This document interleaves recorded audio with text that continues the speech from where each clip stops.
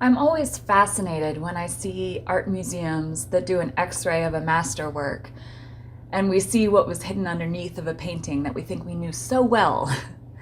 And I was working on a large figurative piece for a while, and the original intention was to have this glow like a warm light at the fingertips, and I wanted it to look like the figure was reaching for that glowing light. So I hired a model and we're playing around with the paint drips and reds and yellows, and I'm having this great old time. And I think it's going really well until I step back and I realized, crap. It just looks like a bloody body being dragged across the floor. Not the effect I was going for at all. So I scrapped that idea and the painting went into the corner of shame in my studio until I got this big, beautiful bouquet of lilies. And it wasn't anything fancy, just what you could get from the local grocery store. But I started playing with the light and I got really excited about the movement and the background created by these dramatic shadows.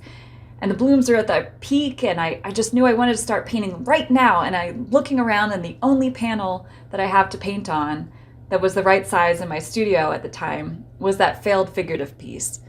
So I grabbed it and I just started painting on top of it and photographed it as I went.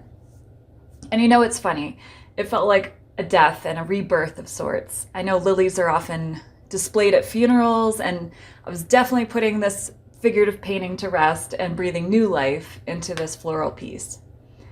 And as I worked, I kept thinking of that quote, where flowers bloom, so does hope. And the timing of this painting seemed poignant.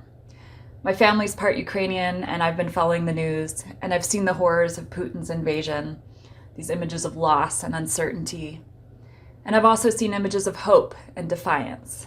So I'm joining my fellow artists by dedicating a portion of any proceeds of this month's painting sales to the ongoing relief efforts offering aid to the Ukrainian refugees. So if this painting and this message speak to you, please share Hope Blooms. Thank you.